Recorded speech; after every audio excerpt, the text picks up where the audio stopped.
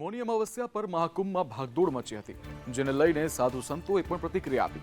કોઈકે તંત્રને જવાબદાર ઠેરવ્યું તો કોઈકે શ્રદ્ધાળુઓને અપીલ કરી છે. मैं उत्तर प्रदेश के चीफ सेक्रेटरी और उत्तर प्रदेश के जो डीजीपी लाइन ऑर्डर हैं, जो डीजीपी हैं, मैं इन लोगों को व्यक्तिगत हमेशा कहता रहा कि आप सेना को बुलवाइए और सेना को ये कुंभ हवाले कीजिए. मैं पुनः एक बार जितनी भी जनता है सबसे अपील करना चाहूंगा कि आप संगम की ओर ज्यादा मत दौड़ें. जहां भी आपको गंगा जी दिखाई दे रही है वहां आप आस्था की डुबकी लगाएं और ज्ञात अज्ञात से जो पाप है उसका प्रायश्चित हो जाएगा और ज्ञात अज्ञात का जो पाप है उसका प्रायश्चित हो जाएगा और आप 2025 के जो है महाकुंभ के साक्षी बने. मुझे पता लगा तो सबसे पहले हम लोगों ने अपने कैंप में सबको बता दिया कि आज सब साथ मिलकर स्नान नहीं करेंगे. जो जहां पर है, जिस तट पर है, वहीं पर सब स्नान करें. सामूहिक स्नान को हमने रद्द किया है. स्नान सब करेंगे, लेकिन अब जहां जगह मिले वहीं स्नान करें.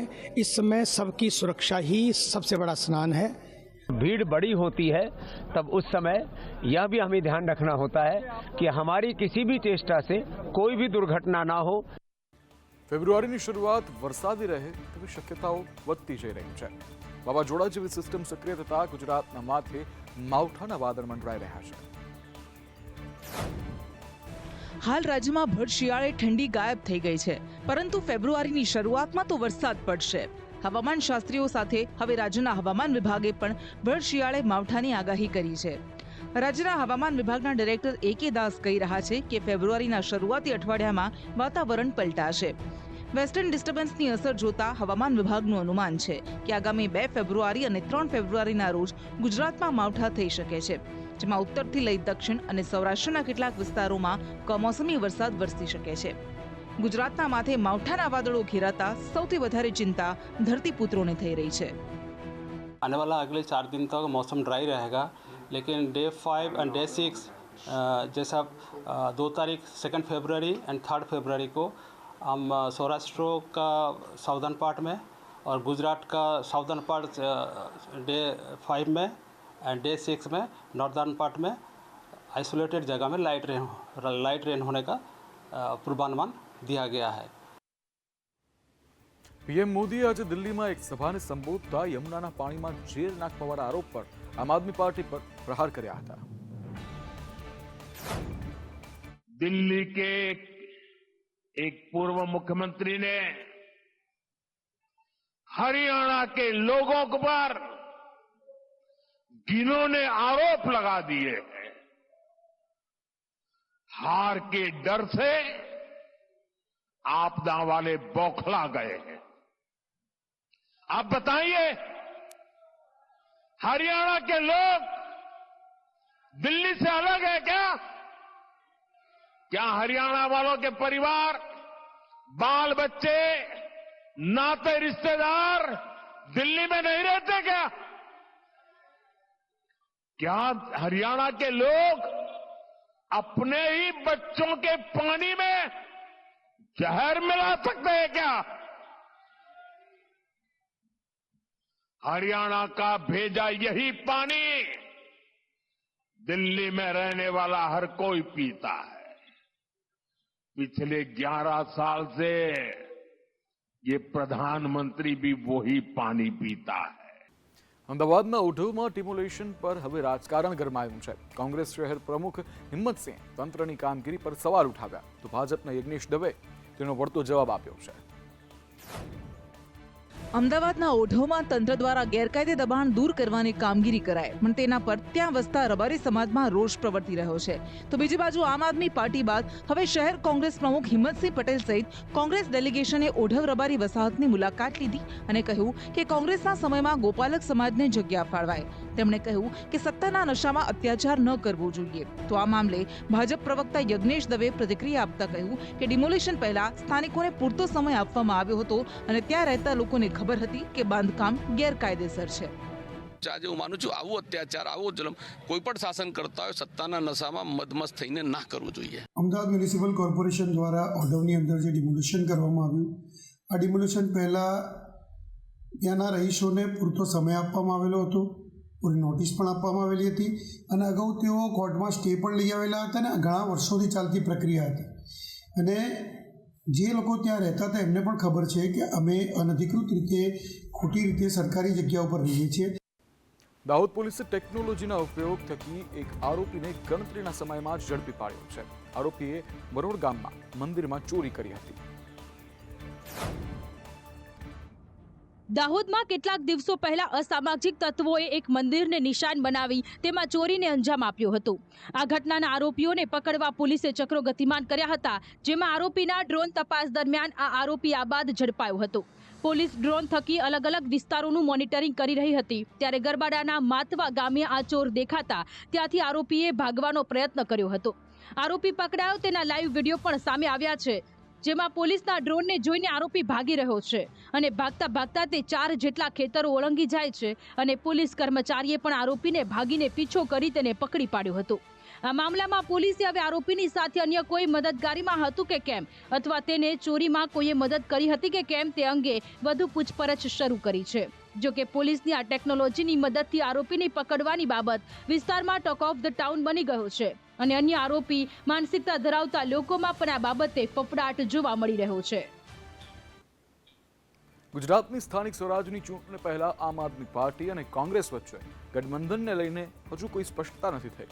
જો કે જૂનાગઢની માંગરોળ નગરપાલિકા માટે સ્થાનિક લેવલે બંને પાર્ટીએ ગઠબંધન કરી લીધું છે.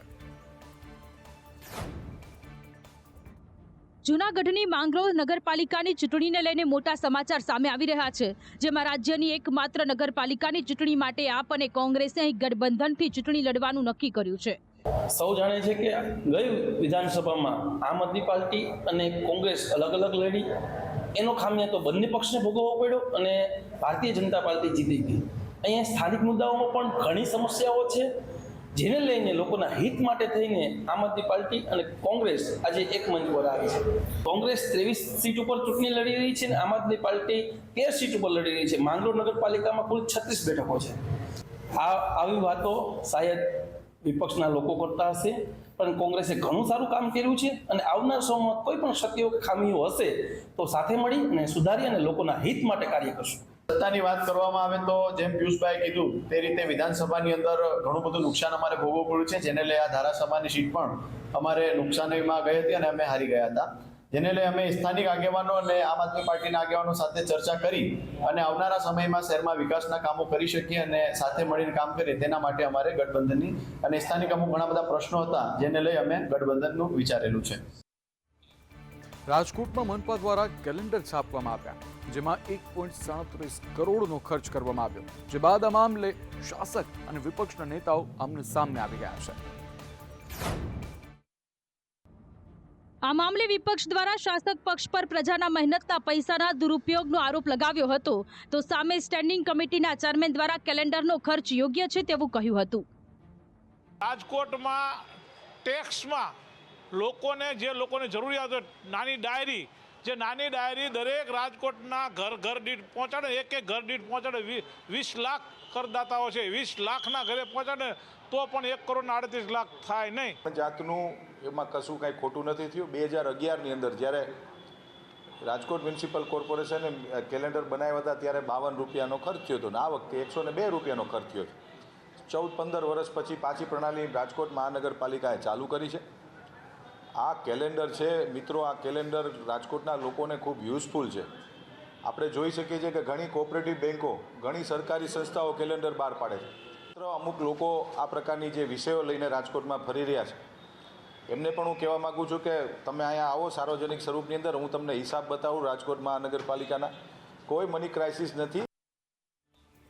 બનાસકાંઠા વિભાજનને લઈને શરૂ થયેલ વિરોધ હજુ પણ શમ્યો નથી. હવે ભાભરમાં વિરોધ સાથે મહારેલી નીકળશે.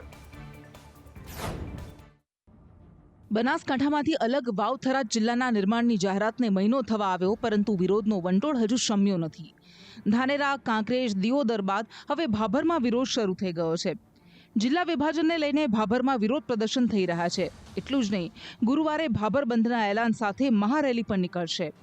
દિયોદરને ઓગળ જિલ્લો બનાવી તેમાં ભાભરને સમાવવા અથવા બનાસકાંઠામાં જ રાખવાની માંગ સાથે મહારેલી કાઢવામાં આવી. આ પહેલા ધાનેરામાં વિભાજનનો વિરોધ કરતા અને બનાસકાંઠામાં જ ધાનેરાને રાખવાની માંગ સાથે જન આક્રોશ મહાસભા કરવામાં આવી હતી, જેમાં સ્થાનિકો સાથે કોંગ્રેસના નેતાઓ પણ જોડાયા હતા. આમ એક બાદ એક તાલુકાઓમાં બનાસકાંઠાના વિભાજનના વિરોધના સૂર ઉઠી રહ્યા છે, જે સરકાર માટે પડકારરૂપ બન્યા છે.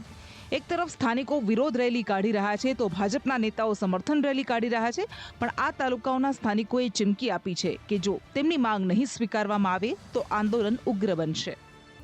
વિરામ બાદ પુનઃ સ્વાગત. હું છું ઉત્સવ. આપ જોઈ રહ્યા છો ન્યૂઝ ટોપ 20. સમાચારો તરફ નજર કરીએ તો સુરત શહેરમાં અનોખી હોળી સ્પર્ધા યોજાઈ. 60 વાળી હોળીની આ સ્પર્ધાના અદ્ભુત આકાશી દ્રશ્યો કેમેરામાં કેદ થયા છે. આધુનિક મરીન ટેકનોલોજીના જમાનામાં પણ સુરતના દરિયામાં દર વર્ષે સઢવાળી હોળીની સ્પર્ધાનું અનોખું આકર્ષણ જોવા મળે છે. અહીં મગદલ્લા ગામે પારંપરિક બોટ રેસ યોજવામાં આવી હતી. મગદલ્લા ગામવાસીઓની 8 જેટલી બોટે રેસમાં ભાગ લીધો હતો. ઉલ્લેખનીય છે કે અનેક દશકોથી આ પ્રકારની પારંપરિક સ્પર્ધાનું આયોજન થાય છે અને અહીં ગામના જ ખલાસીઓ આ સ્પર્ધામાં ભાગ લે છે. હજીરાથી લઈને મગદલ્લા સુધી આ સ્પર્ધાનું આયોજન થયું હતું. આ સ્પર્ધાને નિહાળવા માટે સુરત સહિત દૂર દૂરથી લોકો ઉમટ્યા હતા. આ સ્પર્ધામાં કુલ 8 બોટે ભાગ લીધો હતો, જેમાં સુભાષચંદ્ર બાબુભાઈ પટેલની બોટ જીતી હતી. આ સ્પર્ધાના સુંદર આકાશી દ્રશ્યો વાયરલ પણ થઈ રહ્યા છે. આ વિડીયોમાં દેખાઈ રહ્યું છે કે બોટ સ્પર્ધાની શરૂઆત થઈ રહી છે અને ત્યારબાદ જબરજસ્ત ચેઝિંગની સાથે સુભાષચંદ્ર બાબુભાઈ પટેલની બોટ જીતી જાય છે. આ સ્પર્ધામાં દરિયાના મોજાના આધારે પવન પારખવામાં આવે છે અને એ આધારે દિશા બદલીને બોટ ચલાવવામાં આવે છે. પવન વિરુદ્ધ દિશામાં હોય ત્યારે બોટ ત્રાંસી ચલાવાય છે, જેથી બોટ સ્પીડ પકડી શકે.